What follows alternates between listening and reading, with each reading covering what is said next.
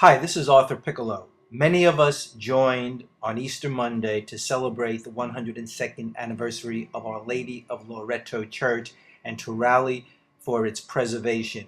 This is part one of that very, very impressive event.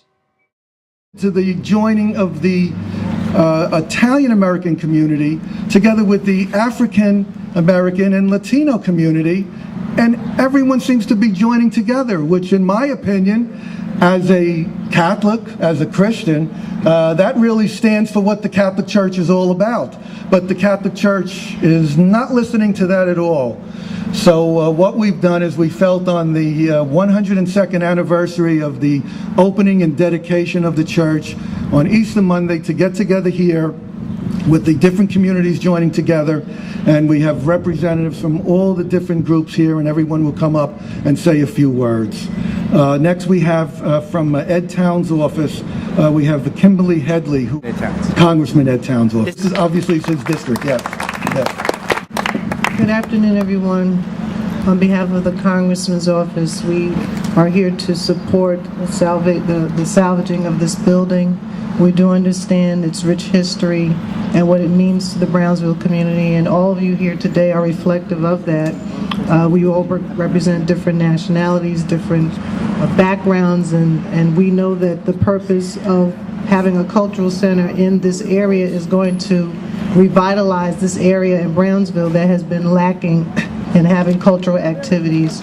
And so the Congressman is traveling now. He's on his way back, but the effort is that we can bring common ground between Mr. Piazza and those involved so that this building can be salvaged, because he does understand the heritage that lies here. So congratulations on having the rally, and hopefully we can all come together. Another pivotal, important public official who is totally in support of the plans to preserve this building and make it into a great cultural center. We have representing Borough President Marty Markowitz, Zenalia Rose Persada, and I'm sure I said that a little bit wrong, but she'll correct me. And first, I just want to give a round of applause and some congratulations to Mr. Piazza and all of the people who came out from the extended Brownsville community, those of you who share the rich heritage of Our Lady of Loreto. So let's just give yourselves a round of applause, because the value of the building is only as important as the people come out to support it and to let the news know and to let the bishop of the diocese know that it's very important to you, and that's why you're here today. But on behalf of the borough president, I'm here just to say that the borough president is in support of the community, the Brownsville community, and the extended community that's here today. If you look around you, there really isn't much in this neighborhood, and what we're hoping is that this here can be used for some recreational purposes, for some cultural purposes, for the Brownsville community that will uplift the community and not tear it down. Melvin Faulkner.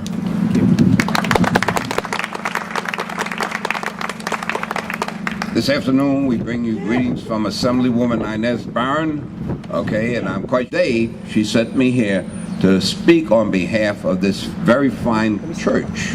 I've been inside this church. I've been inside that building next to it, and it's a magnificent cultural facade that actually should never be torn down. We've asked over the period of time to meet with the diocese themselves to hear us speak on behalf of not only the Italian American but the Black and Hispanic community as well. So we're asking the diocese and everybody else connected with it, please do not destroy it, but to come together. We'll speak with you. We'll come united as all of the representatives and all of the elected officials.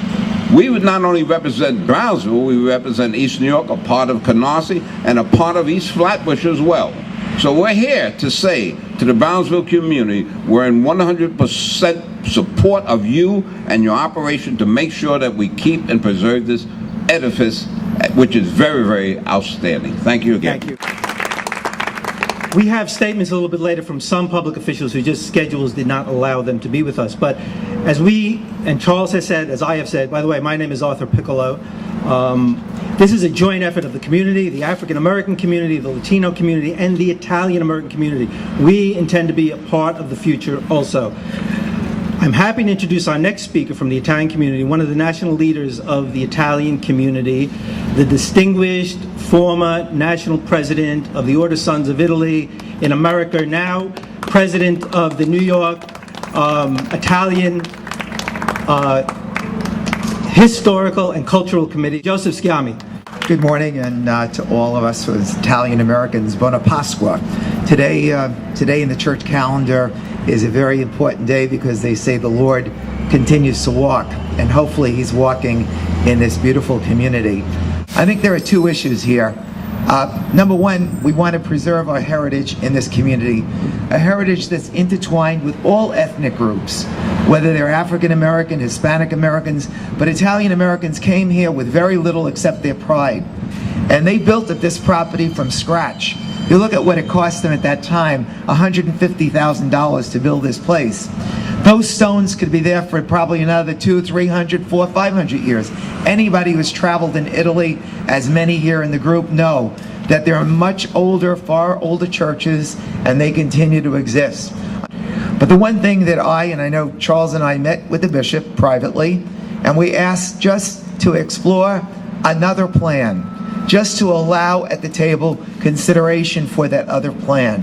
And that other plan promises not only more rooms for housing, but it allows this building to stay, allows the building to be funded, and allows a cultural center that can be used for so many things. We don't have to go to Ellis Island and play with a computer. We can establish the same thing in the undercroft of this church, where African Americans can learn their history, not just from one country, but from all of the world. The Hispanic community can do the same, and the Italian community can come back to see and study its roots. Our children, grandchildren, nieces and nephews, and whomever. So I said to the bishop in Charles' presence, please give us another consideration. Please allow this to be researched and studied. Don't close the door.